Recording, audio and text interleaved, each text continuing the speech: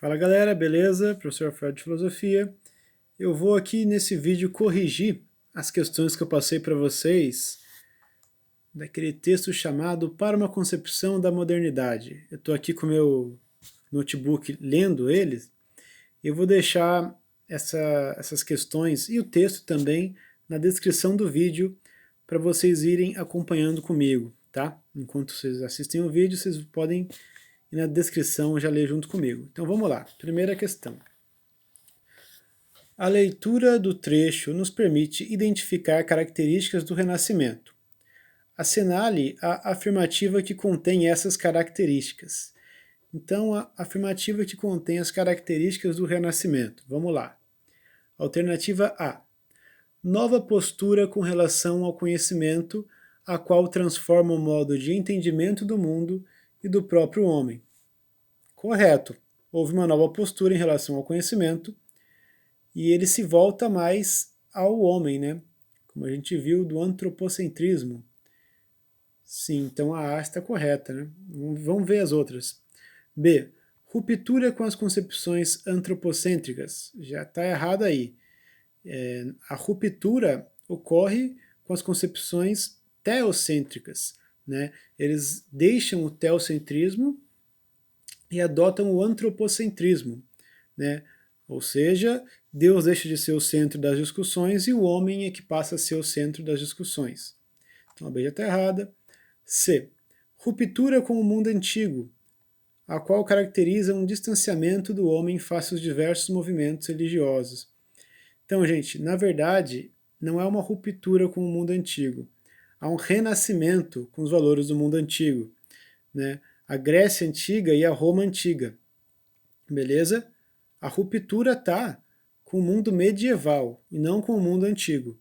Quando a gente fala de mundo antigo, a gente está dizendo da idade antiga da história, que é justamente onde surge esse período clássico, né, dos gregos e dos romanos, que os renascentistas querem trazer novamente, né, por isso o renascimento, como a gente viu. E a alternativa D, adaptações do pensamento contemplativo, as quais se afirmam a primazia do conhecimento da natureza em relação ao homem. Bom, não é adaptação do pensamento contemplativo, porque como a gente viu na última aula sobre revoluções científicas, eles não estão contemplando, eles estão testando as suas hipóteses, né? Surge aí a ciência moderna. Não é só ficar contemplando, ficar olhando e ficar teorizando sobre. Não, você está testando as hipóteses. Então, como a gente já viu, da pergunta 1 a correta era a alternativa A. Segunda pergunta. O Renascimento, amplo movimento artístico, literário e científico, expandiu-se da Península Itálica por quase toda a Europa, provocando transformações na sociedade. Sobre o tema, é correto afirmar que, vamos lá, alternativa A. O racionalismo renascentista reforçou o princípio da autoridade da ciência teológica e da tradição medieval. Não. Na verdade, ele rompeu com a tradição medieval e não tem essa autoridade da ciência teológica, né? Vamos lembrar, tel, Deus, lógica, estudo. Então, teológica que é o estudo dos deuses, é estudo do Deus, né? No caso do período medieval, como é o Deus cristão, não é dos deuses, né? Sim, teologia como estudo de Deus. Eu mexi aqui, pronto. Então não faz sentido, né?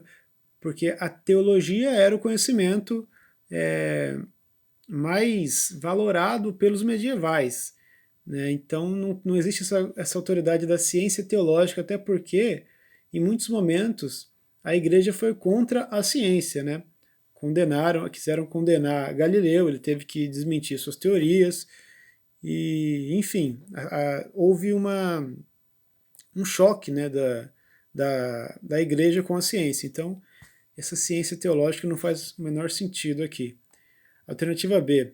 Houve o resgate pelos intelectuais renascentistas dos ideais medievais ligados aos dogmas do catolicismo. Não, o Renascimento, como a gente viu, é dos ideais da Grécia Antiga e da Roma Antiga, e não dos ideais medievais. Eles estão rompendo com esses ideais. Então a B também não é. Alternativa C. Nesse período reafirmou-se a ideia de homem cidadão, que terminou por enfraquecer os sentimentos da identidade nacional e cultural, os quais contribuíram para o fim das monarquias absolutistas. Na verdade, nesse período é que começaram a surgir os estados nacionais e as monarquias absolutistas, né? Isso no caso está mais ligado à matéria de história, mas ele fala isso logo no comecinho do texto. Deixa eu voltar aqui para o comecinho para vocês verem. Ó, quando ele fala do leque de elementos que o Renascimento trouxe, né? E o primeiro leque já é o estado nascente, né? Então, também não faz sentido. A alternativa C. Vamos para D. O humanismo pregou a determinação das ações humanas pelo divino e negou que o homem tivesse a capacidade de agir sobre o mundo, transformando-o de acordo com sua vontade e interesse. O humanismo pregou justamente o contrário, né? O homem como senhor do seu próprio destino. A D também está errada, então só sobrou a E. Os estudiosos do período buscaram apoio no método experimental e na reflexão racional, valorizando a natureza e o ser humano. Aí está correta. Método experimental a gente viu na ciência moderna, reflexão racional a gente viu com todos os filósofos renascentistas, e sim valorizando a natureza e o ser humano. Bom, a 3, ela não era de múltipla escolha, eu pedi aqui, escreva um trecho do texto onde é possível perceber o caráter antropocêntrico da Idade Moderna. O caráter onde exalta aí o homem como centro das discussões. Eu grifei aqui no texto, ó, 1, 2, 3, 4, 5, 6, na 7ª linha. A partir do ponto final, diz assim, ó, o homem moderno, segundo o então referencial antropológico, ocupa o lugar do Deus cristão. Ele é o dono do seu próprio destino a partir do momento em que se descobre existente no mundo, sendo capaz de interferir e modificar a natureza existencial. Também, na linha de baixo, tem também uma continuação. O homem reivindica para si, em meio à imanência da história, o princípio ativo da inteligibilidade de si próprio, da natureza e da própria história. Esse é o trecho onde a gente percebe o forte caráter antropocêntrico da Idade Moderna.